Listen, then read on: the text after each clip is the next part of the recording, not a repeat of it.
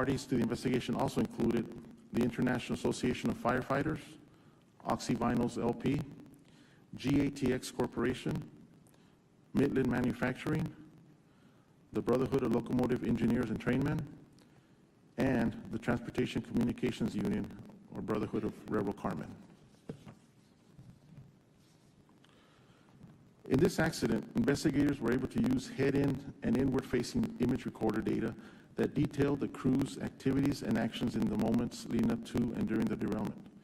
Norfolk Southern, like most Class I railroads, have voluntarily installed these devices, but image and audio recorders are not required by FRA regulations for freight locomotives. For this investigation, Norfolk Southern only provided 20 minutes of data. The audio and video data that was provided demonstrated and confirmed that the train crew were alert and responded appropriately to the hot bearing alarm. Additionally, the data were instrumental in corroborating train crew statements. Previously issued recommendations regarding locomotive audio and image recorders were prompted by railroad accident investigations in which NTSB determined having inward and outward facing audio and image recorders would have provided crucial information that could have improved safety.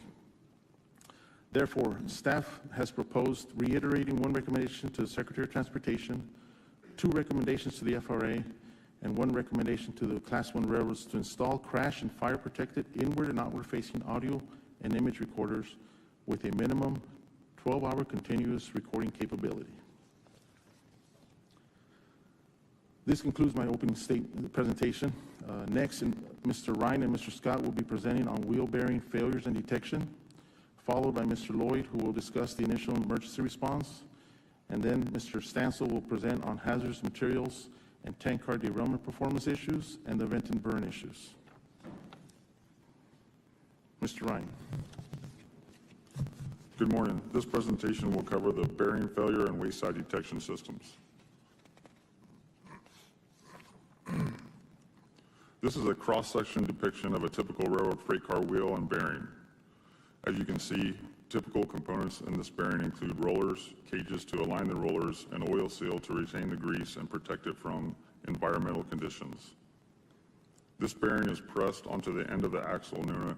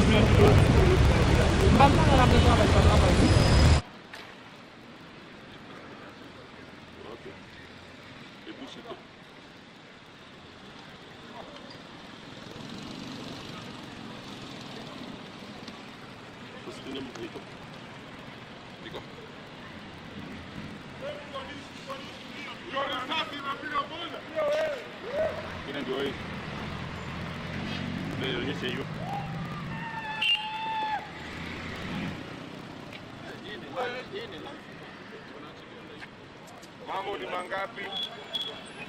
Akuje pale, akae pale, venye ikuomba kura, akuje kusikize. Sisi hatuna chama, hatuna ukabila, ama nini kama hiyo.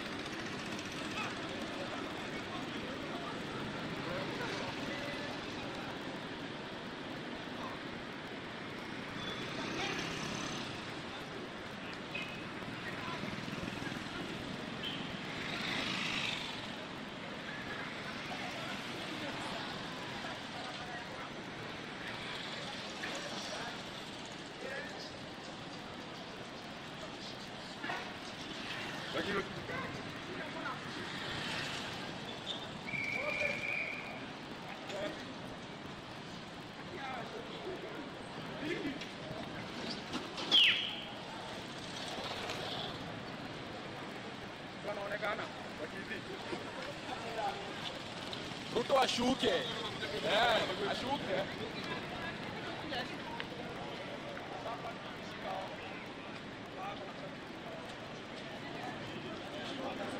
Kabisa.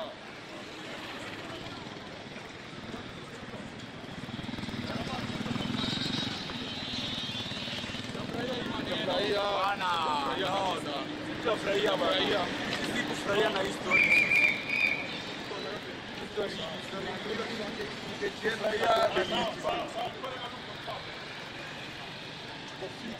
Kofiti mbaya sana. Na tunajililia bana. Tunajililia.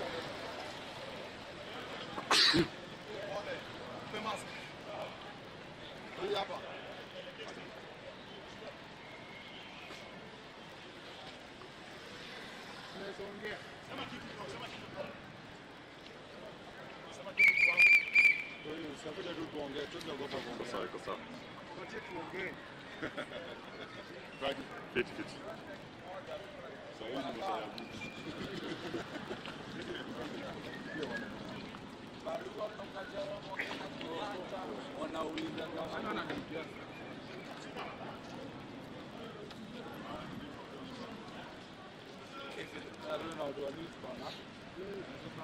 Hapa bana. Nataka anga kwa ripota kidogo. Bana, wanataka kusema hata polisi.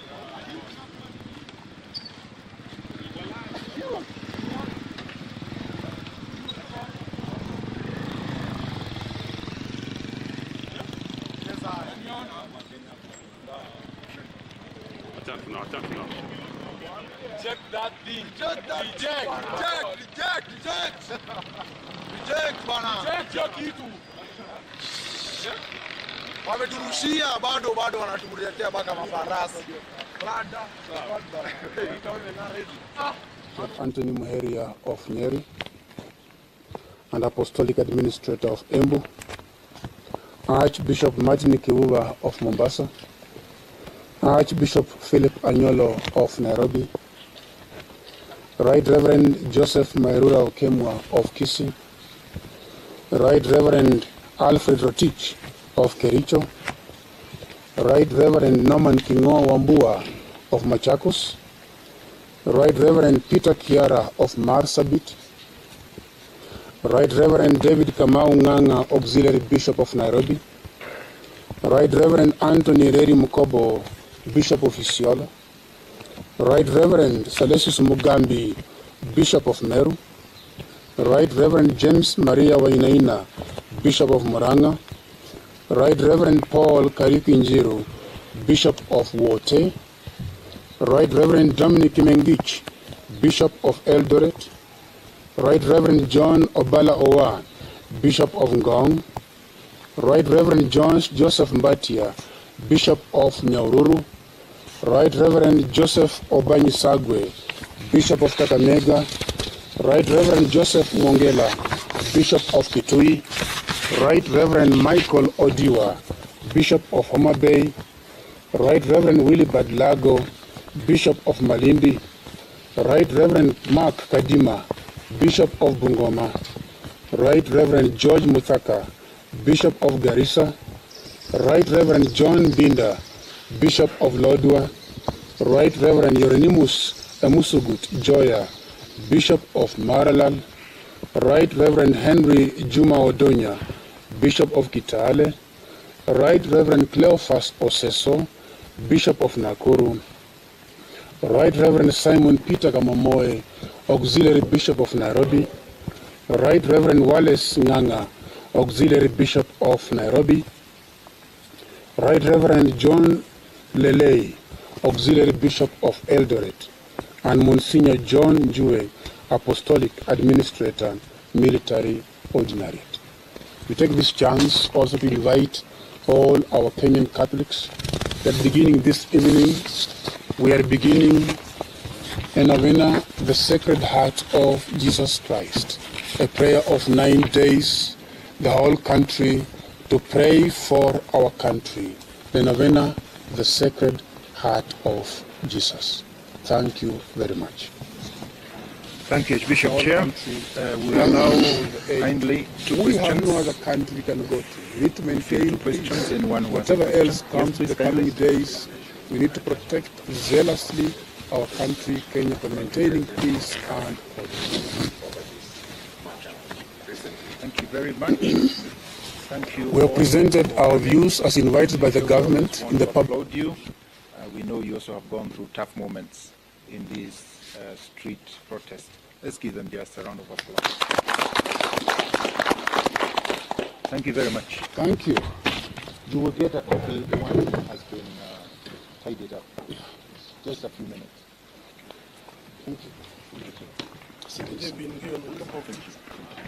I believe so. They have had the country already.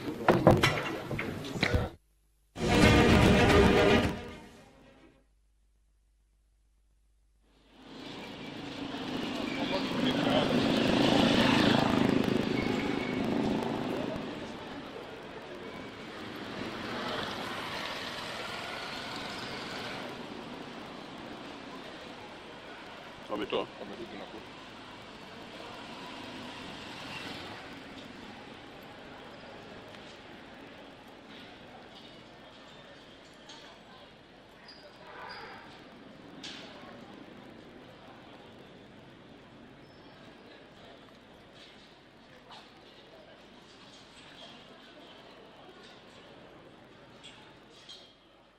Pray for our young people, for all the Kenyans, for pray that you are with.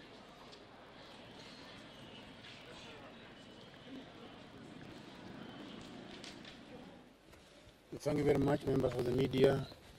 we have here a statement released by the Kenya Conference of Catholic Bishops.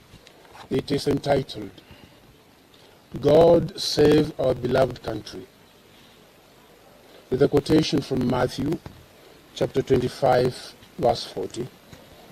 Truly I tell you, whatever you did for one of the least of these brothers and sisters of mine, you did it for me. The current situation that we are now witnessing calls us to address the nation and especially our dear young people. We also wish to speak clearly to our leadership, the President, the entire government, and the members of Parliament. We appeal and plead that we have a moment of reflection and listening. We are saddened that what started as lawful protests has degenerated into violent conflict. This was not the initial aim of the Gen Z protests.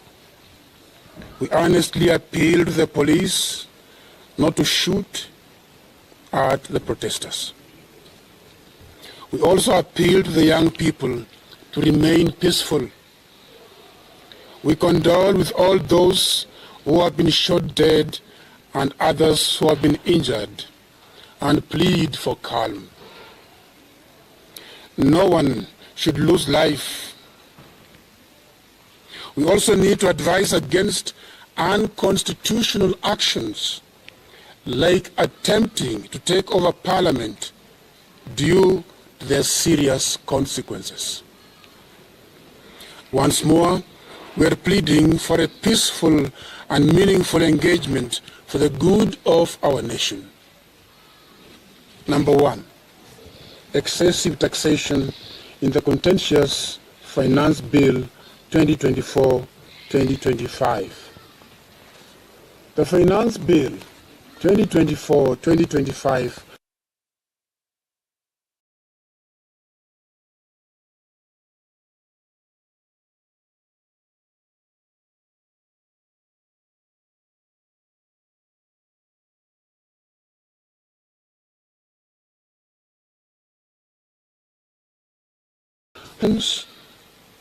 mostly of resistance from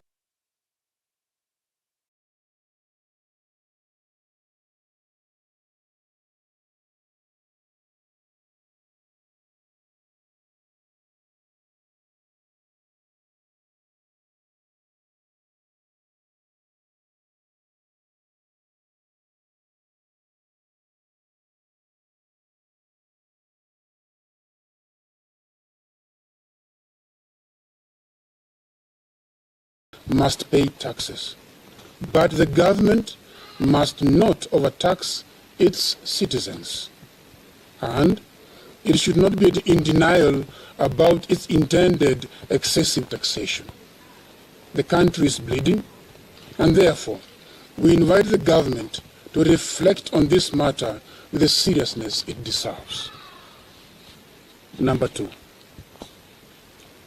the Gen Z on the Finance Bill. We understand, therefore, why the Gen Zs have taken to the streets to express their displeasure to the government. The young generation is alive to the negative impact punitive taxes have in their own lives. The government needs to face the plain truth that families are immensely suffering. Young people have reached a point of taking it upon themselves to express discontent with the insensitivity of the government to these unwarranted taxes that only raise higher the cost of living. The government must listen to the pain of its citizens caused by the high cost of living. Ignoring them will only escalate tensions in the country and draw young people and citizenry into despair. We plead with the President that he listens to the voices of so many and respond concretely to the current situation triggered by the proposed finance bill.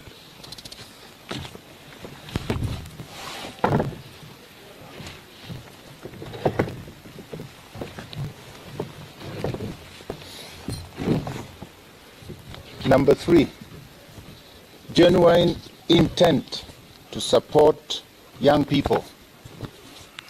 We, the Kenya Conference of Catholic Bishops, understand the desperation of the young people.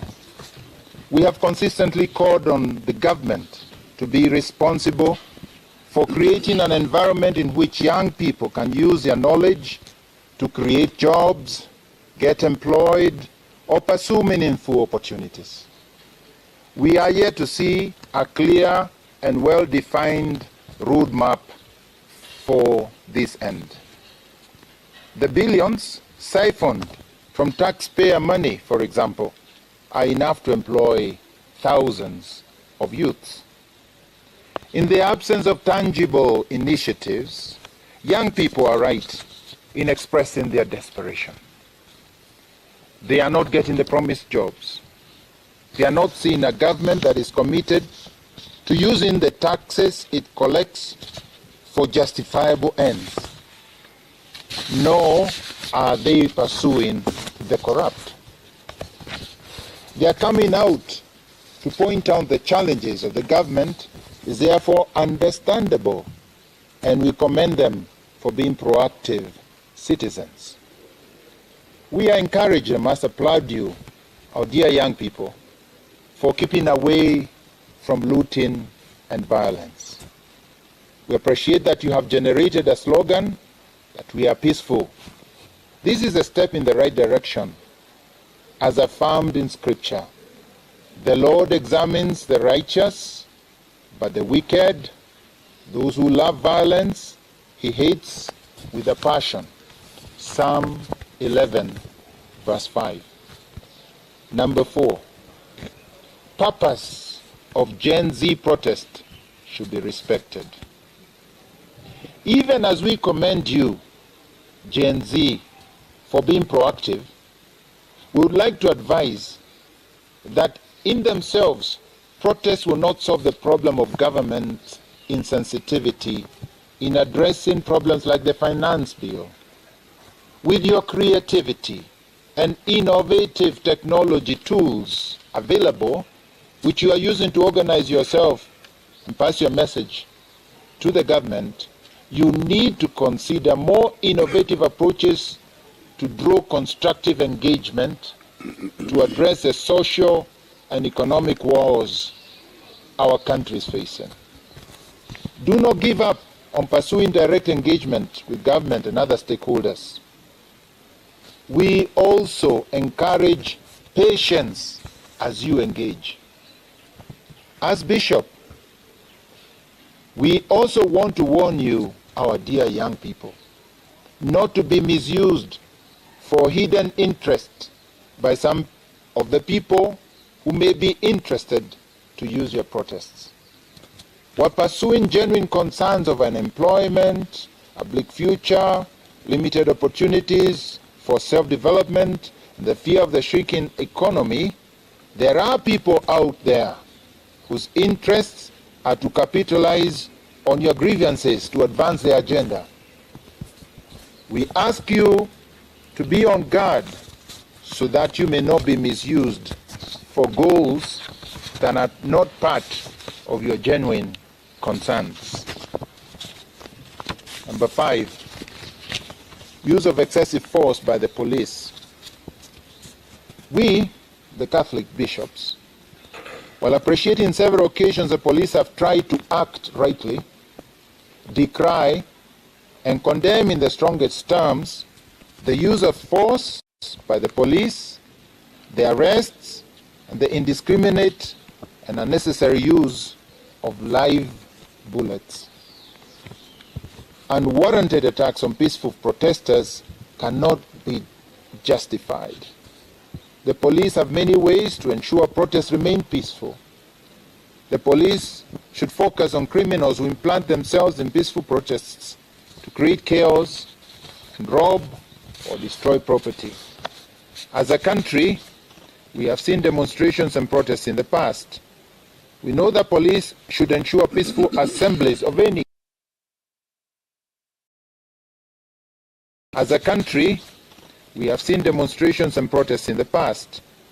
We know that police should ensure peaceful assemblies of any kind and not fuel violence and public hate towards the same police that are supposed to protect them.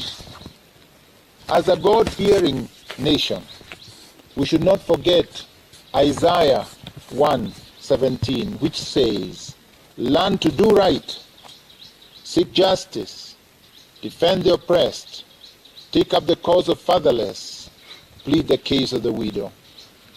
Being police does not give one a license to take away innocent lives.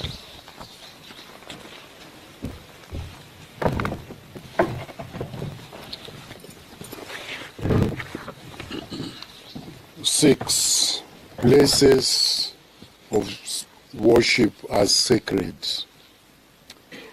Remember, places of worship are not... Mheshimiwa Stephen Kalonzo Musyoka, kiongozi wa Wiper.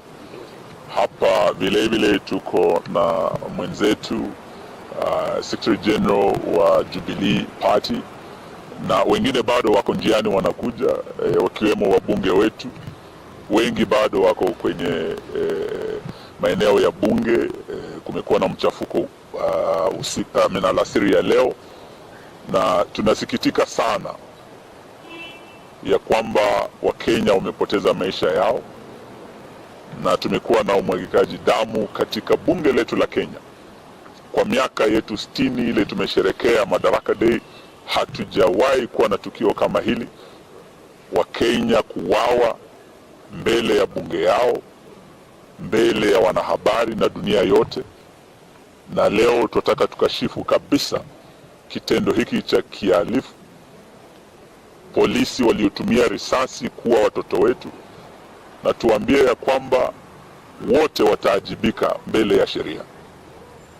Pili, tunataka tuseme ya kwamba Mheshimiwa Ruto alikuwa amesema kule Nyahururu ya kwamba ako tayari kuwasikiza Wakenya na haswa kizazi cha Gen Z, na leo badala ya kuwasikiza ameamuru polisi wake kurusha risasi, kurusha tear gas, kuwajeruhi na kuwaua watoto wetu. Hawa watoto sio wa Azimio, sio wa Kenya Kwanza, ni watoto wa Kenya ambao wamekuja kutetea haki zao, na wana haki kulingana na kipengee cha 37 cha katiba yetu kufanya maandamano ambayo wamefanya siku ya leo. Njia ya kinyama ambayo wameshughulikiwa na polisi wetu, sisi kama wanaazimio tunakashifu, na tunasema kufika kesho tutakuwa tunapeana taarifa zaidi baada ya kupata ripoti kutoka maeneo yote ya nchi yetu, kaunti 47, sababu tuwasikia kando na mauaji ya Nairobi, kaunti zingine pia kuna majeruhi na kuna Wakenya wamepoteza maisha yao. Lakini kwa leo tuwasema kitendo kimefanyika bungeni, Wakenya kupoteza imani na wabunge wao ambao wameongeza ushuru kiholela, wameambiwa hawasikii, na Waswahili wanasema asiyesikia la mkuu huvunjika guu. Wakuu wetu ni Wakenya, wale wameingia bungeni leo, na kitendo cha leo cha maanisha Wakenya wamepoteza imani na bunge yao, wamepoteza imani na serikali ya William Samoei Arap Ruto, na sisi tunaungana na Wakenya wote kutoka sehemu zote za Kenya ambao wamesema Ruto must go, ambao wamesema Ruto must resign. Na tumwambia badala ya wewe kuendelea kuwa pale na Wakenya wamepoteza imani nawe, uongozi wako na serikali yako, jiuzulu ili uzuie umwagikaji damu.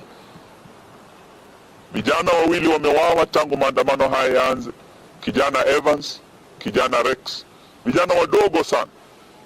Kando na hawa bado tulikuwa tunafuatilia, hata hawajazikwa leo vijana wengine wamewawa na Bwana Ruto na askari wake. Leo kama wanazimio tunaungana na Wakenya wengine kusema Ruto must go, Ruto must resign, he must do the honorable thing. Sababu Wakenya kuingia pale wachukue ile the mess of parliament, authority of parliament, inamaanisha bunge hilo na serikali hii hawana imani nao tena. So let them do the honorable thing and resign. That is what we are calling upon them, na nataka wenzangu waweze kuongelea mambo haya. Lakini pia kama waziri